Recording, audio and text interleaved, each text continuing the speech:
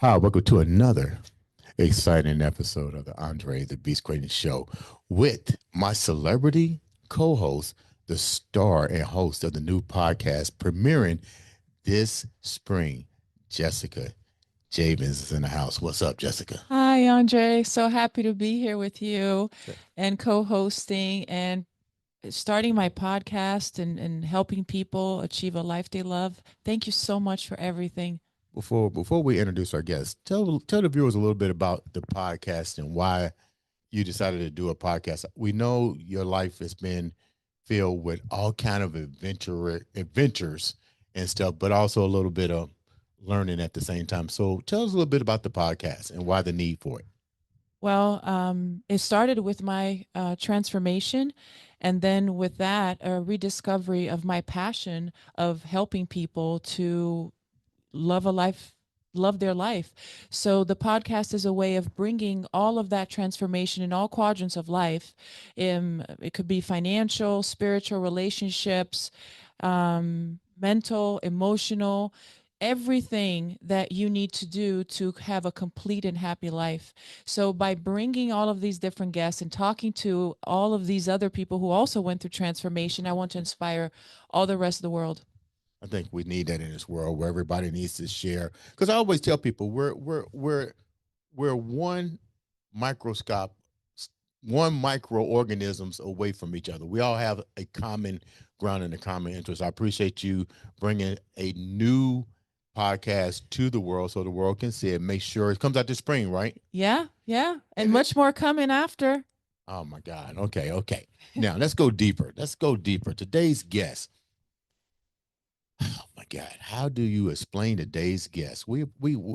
I've been blessed. I mean, we get so many outstanding guests on the show. It's crazy, but this one is unique. This lady is a bestseller. And I know you hear that all the time. Somebody say, I'm a bestseller. Okay, this is a bestseller. Her nutrition, her health, everything. But this is the tripped out part. Imagine losing everything. Everything. Imagine even losing your transportation. You got to ride a bicycle. That's some crazy shit, bicycle to work. And then having the ability to bounce back. And not just bounce back, but bounce back a millionaire. Wow. That shit sounds like some shit out of a movie. Yeah, out of a called movie. The Unbelievable. Right. So without further ado, we gonna let her tell this story. I'd like to welcome to the show the one, the only Miss Millionaire herself, Emmerich, to the show. How we doing, baby girl? Well, thank you so much for having me on. It's such an honor. I'm very grateful to be here. Before we get started with this beautiful journey of yours of definitely beast mindset, tell the viewers a little bit about who Maria is. The Keto Queen. I know that's a title that other people have given me. I think I laugh at it. But most people do know what the keto diet is now. I wouldn't say everybody knows how to do it properly, but a lot of people know that trigger word, the keto diet. And for me, I've been doing it for 28 years, and I've been helping people transform their lives doing it for over 20. I think it can be a very powerful diet, helping people get off blood pressure medication. It reversed my PCOS. I've seen it help people with MS walk again. It's pretty transforming for people. Before we get into that keto thing, before we get into, I didn't mean to cut you off. Let's go deeper. Your story goes way deeper than the keto diet. Let's get real. It goes way deeper. Let's go back. What was it like growing up for you? Because to lose everything and bounce back the way you did as a millionaire, dude, I want to know the story. Tell me a little bit about how that journey even started. How did you lose everything? Well, I met my husband when I was only 17. I told him that I was told I couldn't have my own children. And so he's like, well, would you want to adopt kids? And I was like, yes, I would. I mean, I was married before I could legally drink alcohol. And we were still married to today, but we started adopting children. And I graduated college and I was going to, for nutrition and exercise physiology, but I was a rock climbing guide Okay. because I wanted to be a stay-at-home mom. So I was just kind of buying time until the kids came. And so we were way past this adoption process, but it was a really bad time for the economy and my husband lost his job. Um, and when you lose your job with an adoption that has insurance and, pays all the bills, your adoption basically goes back to zero. So all that money we put into adoption went back to zero. It took it took years to get another job. We couldn't pay for our house anymore. Um, we ended up selling our cars. We just couldn't pay them anymore. And my depression kind of hit hard. I had a Mm. dear friend say, Maria, why don't you start a blog to raise and write a book? You have all these amazing recipes, put them into a book and raise money for your adoption. And I did. And Mhm. it was kind of like I went to the YMCA, I would work out there and I would sell them to people there. And my husband's like, this is really good. Let's put a barcode on it and sell it on Amazon. And before you know it, I Halle Berry wrote the forward for my last book because just people loved it. That went gangbusters. And I love to tell the story of how my first book started to my children. They're teenage boys now, but I see them smile and they realize how much we love them.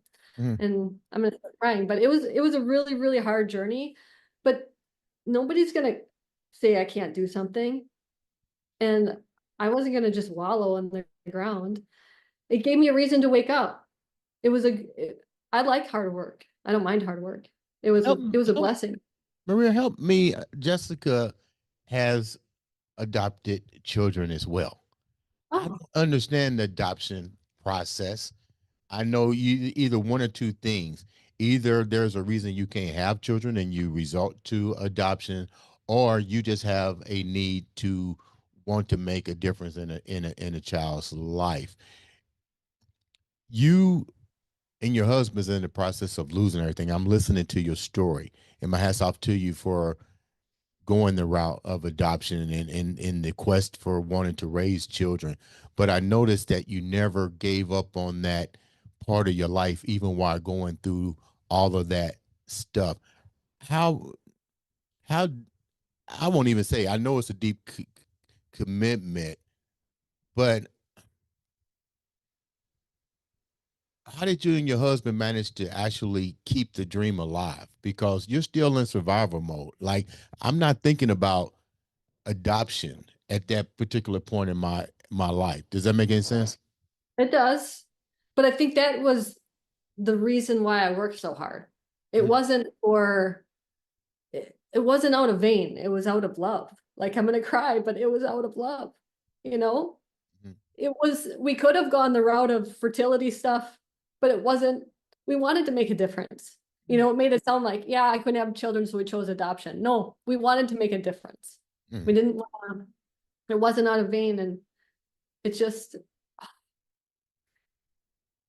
Take your it's time, babe. Take your time. I already know what that must be like because I heard Jessica's story as well, where she'll share a little bit about her journey down the adoption thing. But almost similar stories, but yours is definitely way different because you're dealing with some serious issues. You're losing your property, you're losing your home, you're trying to, keep your marriage together, but at the same time, you still are showing that deep compassion for wanting to have children. What do you think about that, I, Jessica? I think her compassion is immense, and that what burns inside of her, and that catapult her to be able to not let her dream go. Her dream was that fire in her that never turned off, and I want to commend her for that. and this is very inspirational for everybody because so many people give up on their dream. So many people. Some people don't even know what their dreams are. And the fact that she did that at a young age and was able to be so resilient that no matter what happened, she had a laser focus. So congratulations for your children and for Thank making you. a difference. I think when you see how many children are in the world that need a home, that's what made that drive just, and it makes me sad because I'm sorry, I'm not a puddle. I'm a really strong woman. Uh, we wanted to adopt even more, but my husband, I don't know if you're familiar with Lyme disease. Yes, I am. It can really ruin a person's life. And the route we tried all these natural things to help him get better. It cost a pretty penny to help him try to get better. And then by the time it was a route that we decided to just help other people adopt more children rather than just us. I want to hear about that. Yeah, but before we do that, I'm gonna ask a key question here. I think you can resonate to. You mentioned something, and first of all, thanks for coming on the show. And this show does educate people, and you're educating me now because I know nothing really about the adoption agency at this point. But you said something that was real profound because of the tragedy that happened in your life, the loss of everything financially. You went back to zero. So before that happened, did you met with the adoption agency? Did you already, and it's going to be emotional because I need to know, did you already have the kids picked out that you wanted to be in to come home with, or that process happens after everything is completed, then you go pick the children? How does that work? We don't really get to pick. They kind of gave us pictures, and one of them just woke up right now. He's sitting over here. uh Morning, Kai. Morning, he says. No, they give you like the pictures close to when you go meet them. And that's a whole nother story. We got to meet them and adopt them in Ethiopia's eyes, but they didn't let the United States didn't let us bring them home. oh So that's another story. But remind me of what your question was. did you get to, so you got to see the pictures of the children, so you had gotten, did you and your husband get to that point prior to all of this catastrophic stuff? Did you see the pictures? Was there a bond there? No, there was not yet, but we actually had to change. We went to that agency was too expensive that we were with. And so we chose this one-man operation out of Oregon, and the economy was falling apart. Now, if he went bankrupt, we lost all that money too, and we don't go further with this adoption process. So that was a big risk, but it was all we could really afford at that time. Mhm. He was about half the price of what the big adoption agencies are. His name was Radu, and he was very blunt, to the point where the first baby we were placed with died of malaria. And he told my husband, "Don't tell your wife." And this is after we've gotten pictures, lots of pictures. They said, "Don't tell your wife." I was like, "It's not a goldfish. You're gonna know it's a different child, right?" Right. But he's like, "Don't tell your wife. Just we'll give you a new baby." But there was a lot of struggles that went. I was tested a lot. We all were tested a lot, but we were blessed with little baby Kai. You should probably take her out. We have a little dog. You should take her out. Kai, take her out. So Yeah. so it was pretty much now you have to really shift the narrative here. You know, you're on the quest, you lost everything, you got to start the position over, you got a brand new guy that you working with. What was that like for you? How did everything start to turn around for you? Well, I believe I just had a reason to wake up every morning when when I, this was before blogs were even big. So not just the book, but like going to the library, riding my bike there, spending the time there, opening that computer up and starting. I didn't even own a computer. That's why I had to go to the library. Okay. But it just gave me a reason to wake up because I just didn't want to get up before I had a reason. Mhm. But I think when your drive is for something other bigger than yourself, Right. it makes it stronger and more desirable. It wasn't about me. It was about them. I wish everybody had that mindset. Seriously, my Everybody heart goes told out. Yeah. Everybody told me I was crazy. They said this was ridiculous. I started a business to, help other people with their diet and nutrition. And Mhm. my husband didn't even try to get another job. He was helping me build my business, and everybody thought we were ridiculous. Our families thought we were so dumb. Wow. Look at, but you know what? I was just telling Jessica about this yesterday, and she did a podcast, and the first one of the podcasts, Alan said, sometimes you have to embrace the haters. You got Yep. to see the haters, you got to embrace them. And it's not even a matter of proving them wrong. It's Nope. sticking with what you're doing. What do you think about that? Oh, and he actually said that if you have that, that means you're in the right direction. Yeah, yeah. So you was doing the right thing. They just didn't see the bigger picture. But let's go back a little bit more. Your degree is the same as mine, both exercise science individuals, nutritionists. Um, did you have, and I had the same thing happen. I wound up writing a nutrition manual that went, well, now it's called viral, but it was actually before its time.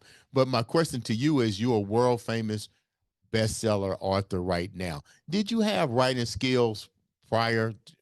Okay, good. I got So a D in English.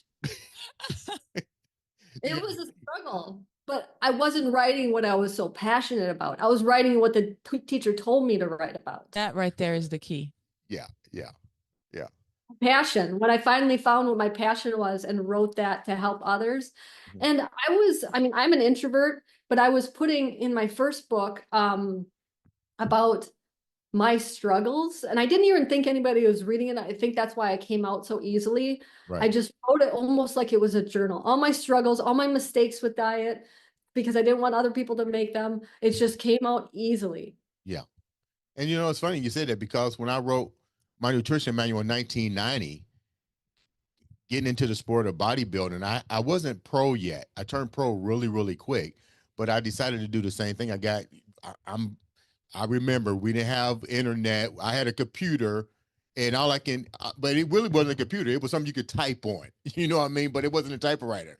And I just started writing and I start saying, okay, let me take my journey down this bodybuilding career and learn from the mistakes. Even though I was reading books like the Arnold Schwarzenegger Encyclopedia and all these other things, they wasn't registering to the results I was getting. I realized that it had a lot to do with my nutrition. And I realized at the end of the day, all my results, the muscle mass, the fat loss, all came from a well constructive nutritional regimen. With that said, let's go back to you. You're big on the keto formula method, but I'm not done yet. Let's go deeper. What was at least three? I'm gonna see if me and you thinking the same. If the same thing happened to me as it did you, Yep. what were the three things that handicapped you during your exercise and nutrition regimens? Like when I was in school, what handicapped me? Yeah. Being told that standard American diet was the way to go. I Don't that mean, piss you off when you hear that now? Yeah. yes, like having like just the whole food pyramid was just so off, and I knew it was a big lie. Wait a minute. Say that again because the viewers didn't hear you because I've been preaching this shit for years. The pyramid is what? It's a big lie. It's all government propaganda. Wow. Okay, so what else? Give me some more. Um, that's a huge piece of the puzzle. It all stems back to where the money comes from. Right. Give me the money, where the subsidies are. And I think that's what the biggest problem is. We're not going from the top down. We're just doing it the wrong way. Gosh. What else? What sticks out in your mind? Actually, that's if I'm gonna send you my nutrition manual free. So you can see I already talked about that same concept. I'm gonna tell you like this. I was preaching this in the 90s when people were still amplifying the pyramid, where people didn't understand the the connection between carbohydrates, fibrous carbohydrates, microgramming, uh, MCT, medium-chain triglycerides, the fat, how important fat is in the diet, and more importantly, people didn't understand this. Your body's already a fat burner because we produce a particular amino acid called L-carnitine that transports fat to the mitochondria. Can we go deeper? Can we go deeper? That's wonderful. Do we got time? That's just like that is so deep. But also like that, protein or red meat is going to cause heart disease, and cholesterol is bad for you. Cholesterol, okay, so when people think that cholesterol is bad for you, think back breast milk, right? Breast milk is the best thing for a newborn, right? Yes. You know that breast milk is the highest form of cholesterol you could get. So do you think that God had an agenda to hurt that baby? No. Could you That repeat is so that again? I don't think they heard you. People with the lowest cholesterol usually get cancer. The people with the highest cholesterol live the longest, if you look at the studies. Wow. Well, and Wow. I know Jessica got to time in because you know why? She loves aloe vera. Yeah. Give her your spill on aloe vera. Go ahead. Oh, well, it changed my life, and I agree. Nutrition is top priority. I always wanted to be a nutritionist. I never got my major on that, but I am passionate. Been reading and studying about food my entire life and experimenting. I actually always had low metabolism, and I started dieting when I was 8. My parents took me to diet when I was 8. So cutting fat, not eating eggs because it's full of cholesterol, all that kind of stuff. You know what I'm saying? Anyway, so in my adulthood, I already heard about aloe vera, so I decided to try it out. And I take the best one out there. There's no preservatives, there's no water, no nothing. It's just pure interleaf aloe vera from the most nutritional aloe vera type, which is barbadensis miller. So that's what I ingest every day after I wake up and have some water, and it completely detoxified my body. I felt more natural energy. And now, because my intestines are also happy, my serotonin production is great. So I'm feeling awesome.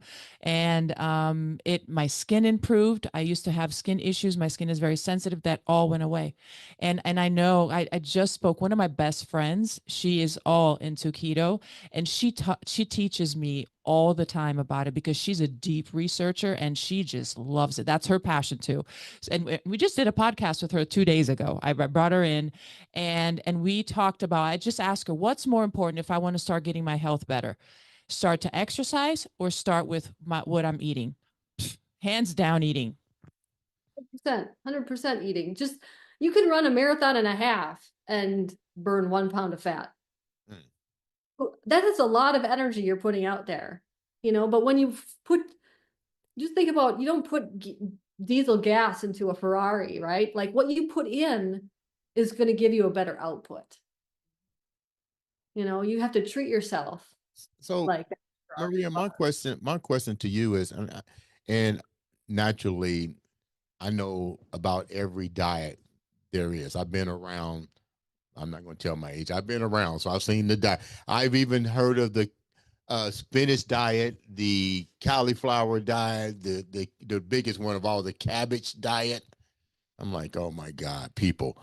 How important is it for a woman to start implementing a keto basic nutrition regimen into their diet? And what age bracket should they be more concerned about putting it into their regimen?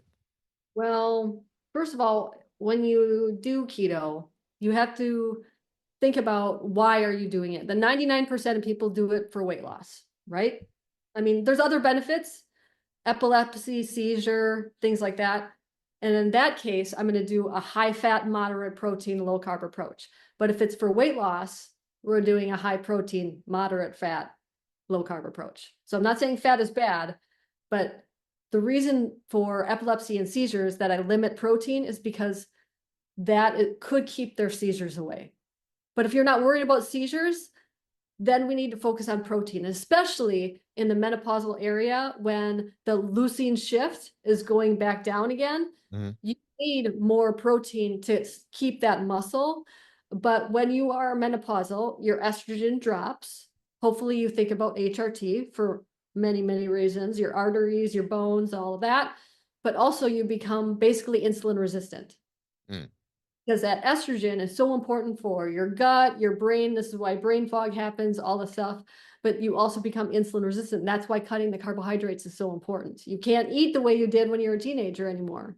Mm. I could never eat that way, which I'm glad because I had to learn how to eat properly when I was a teenager. How much protein how do we find out how much protein do we need? I do have a free calculator on my website, but it's going to depend on your lean mass. Because if you do it on your whole mass, if you are, 100 pounds overweight, you don't want to eat that much protein. You want to eat how much your lean mass is. Makes Is sense. it, see if I'm correct here, is it 1 gram per ideal body weight? Yeah, or I do more lean mass, but Okay. you Now, know, I don't think that I can actually eat that in meat every day. So it would can it be be, different. It huh? doesn't have to be, it doesn't have to be meat. Protein can come in different forms. Like I have a cinnamon roll that's all protein. I have a Wendy's Frosty that's all protein. Like you can make it from not just steak, Hmm. or it could be more interesting. Maria, did you just say a Yes, cinnamon bun? yes. Made My of favorite. protein. When I was a teenager, when I was really overweight and had PCOS and depression and all this stuff, I worked at a coffee shop where before I'd go to high school, I would go to this coffee shop and I would make the scones and the muffins and the cinnamon rolls. Okay. Mhm. After school, I would go back to the coffee shop and we would close about 5:30, and whatever didn't sell, I got to go home with. So you think I'm lying, but I knew on Fridays we would usually sell out of cinnamon rolls, so I would make extra. So Yeah. I would have dinner. Remember Seinfeld eating the muffin tops? Like Yeah. I Oh would, my Yeah. Oh my goodness. God. We are just talking We about just talked about Seinfeld before the Seinfeld. show. Yeah. yeah, I was eating the muffin tops because I had like 20 different muffins to choose from. Okay. But What that's, did you do? What did you do with the stumps? oh, you can make cake out of that. You just, Wow. Okay. Okay. but that's what I was living off of. So to change my diet, I was not going to live off of chicken breast and broccoli because I do not like that. Right. I had to recreate my favorite foods into exotic, low carb, high protein foods. And so I And, did. and you That's know what? genius. Yeah. You know what? I'm not gonna. I'll let you finish. But I'm gonna just say that it's funny because my nutrition manual, and when I go and speak on nutrition, I tell people that I'm like, just be mindful of what you're eating and stuff, because I can't expect you to eat the way I do. I'm carb sensitive. And when I go, people like, well, why don't you eat this? Why don't you eat this? Well, my body reacts better to high protein. Plain and simple. I would eat 3 steaks and I'm good. And somebody said, well, you need your veggies. Your body will tell you what it needs. You want to talk about veggies? I mean, we can get into that. Go Most of right them, ahead. Please. Go right ahead. Go most right of them ahead. have oxalates. And are you familiar with oxalates? Yeah. I'm not. Oxalates, most people aren't though. They don't realize that like if they have kidney stones or gout or these issues, a lot of it is calcium oxalate buildup. And what that is these plant compounds, especially kale, spinach, Hmm. celery. So people doing these juice cleanses, they're eating a lot of oxalates because that's all raw vegetables. If Hmm. you cook them, you're going to lower the oxalates, but that's still not something I recommend. Yeah. Um, so these oxalates build up. And the reason I know about this is because when my husband was dealing with Lyme disease and pain, Hmm. but cut all of that out and became a carnivore, all of his pain went away. Yeah. So these they're like little crystals. Kiwi has a lot of them and they build up and they cause pain, joint pain, kidney stones, like I was mentioning. When you cut them out, sometimes you have oxalate dumping. You might have a sty in your eye or something like that, but it's worth getting it out. But also if you look at like a cecum, the cecum is a pouch in your gut. A lion's is a little pouch like this, okay? It's tiny. A koala bear's is really, really long, really long. That's because they digest fiber really well. Do Yeah. you know what a human looks like? A human's looks just like a lion. This is why if you eat a lot of broccoli or cauliflower, you get gassy. Yeah. Because we do not have that cecum that Yeah. a koala. Yeah. I am so glad that you came on the show to amplify I just love you guys. Look, re-educate, because I've been preaching this for years, and the people, I don't know if they don't get it or the media has crippled their way of thinking about their approach. Because, I just answered the question. Thank you, Universe. You just answered it. You know why? Because money. Because Yep, money. yep. I And tell people people think that, nutrition is easy. It's well, new. people think that cows are ruining the environment and but if you regenerative farming is actually healing the environment. It's like putting aloe on that ground, right? But that's you have to support those farmers that are feeding the cows properly to do the regenerative farming that the earth needs. Wow. But most people don't realize that how important that is to our earth. One thing I can honestly say is your journey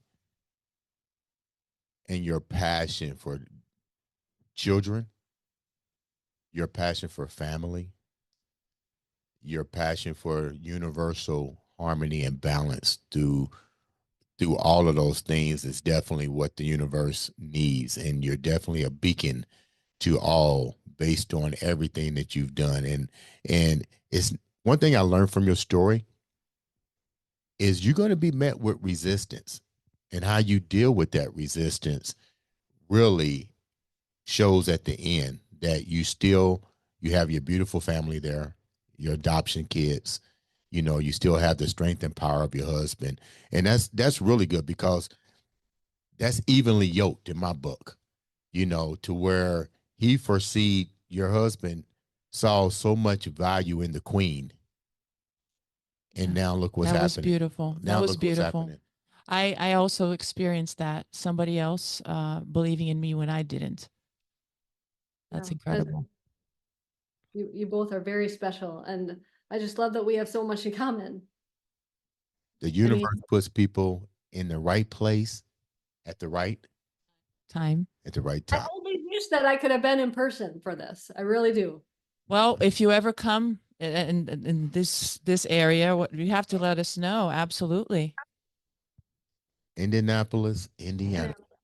Well, The usually I greatest, live in the greatest Wisconsin. city in the world. Let me put it out there. The greatest city in the world. I'm gonna rep my city. I go Hoosiers, right? That's right. Go Hoosiers, baby. Mhm. Go Hoosiers. I But live in Wisconsin in the summertime, so I am closer in the summer. you in Hawaii. You don't need to go anywhere. Yeah. I do love Wisconsin in the summer. Now, I am I hunt and fish and I love all that. before we wrap up, how can the viewers reach out to you to support you to get your book? How can and you know what? Even have you guest speak, because your story is beautiful. How can the viewers reach out to you? I mean, honestly, you don't have to buy a book. I have thousands of free recipes on my blog, but if you go to ketomaria.com, it's the easiest place you're going to go. You'll find I have retreats where we go and just hang out in different parts of the world. There's free recipes there. If you go all the way to the bottom, I have free Facebook groups.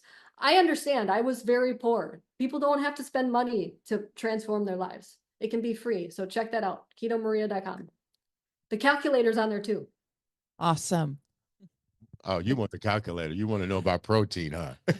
No, yes, because if you don't know how much you need, you're not serving your body the way you should be serving. So you need to know how much protein you need to get. And depending on what you get, like the amount of protein in a piece of chicken or a piece of meat or a piece of pork is all different, the quantity. So you need to know these things, or else you're thinking you're doing something right and you're not.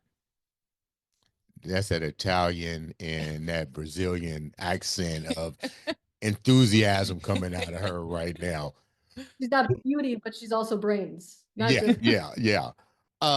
Before we wrap up, you deserve the opportunity to tell people what keeps you going, what keeps you in that beast mindset. Um, all of the testimonies I get every day. I don't even ask the forum, but I'll get whether it be on the free Facebook group. Twyla on the free Facebook group lost 270 pounds. Wow. Wow. Just free information she was getting from us. We're on there all the time Wow. giving information. Hey, goosebumps all over. That's amazing. But just people getting off medications, getting off pain medications, blood pressure meds. Like I told you, walking again with MS, you know? It's My just, mom actually, she was starting to use a cane and then she started doing keto with this friend of mine. She lost all the inflammation, gone. I love that. And it's so true. And you just, what people don't realize, carbohydrates, when you put them in your mouth, they become sugar. Yeah. They just do. There's only 3 macronutrients and carbs become sugar. And people have no idea of the relationship between carbohydrates converting into sugar, converting into fat, and more importantly, the last thing that happens in that is cancer related issues. Yeah, cancer loves glucose. Yeah, it Sugar. feeds on Could you it. say that again? Because I was about to say that. Could Cancer you loves please say glucose. that again? Yeah. Cancer loves sugar. I mean, it just gobbles that stuff up. The more sugar that you keep consuming, the more cancer environmental factors we set up. We all have cancer in our body, right? Yeah. It just depends on if it's going to grow or not. I'm not going to feed it. I hope you don't either. Thank you for saying that. Now, the last thing we're going to do before we wrap up, something that's dear to you. You're now a mother. Your kids are adopted. Everything went through. What's that like for you? I know that people see us as different colors, and so they see us as an adoptive family, but when we're together, we don't feel that at all. I'm sure you get that, Jessica. You don't feel that they're not a part of you. That's my No. arm. That's my arm. I mean, they're just an extension of me. We homeschool, we play games together every day. Mhm. We watch movies together. Like my teenager says, "Hey mom, you want to watch a movie?" Like that's just, I want that relationship with them. I take them out paddleboarding with the whales out here. Like it's just, ah, Can it's you just the take best. me paddleboarding with the whales? Will you come? How about we do a podcast here? Hawaii would love it. Ooh, wow. That would Yeah. be awesome. Now, Listen, oh, I tell my kids all the time. I said, you didn't come from here, right? But you came from here and I chose you. And theirs has been studies that show that when you start having that relationship, the chemicals and everything that happens with the dynamics in every level that you can think of is exactly the same as if they were biological.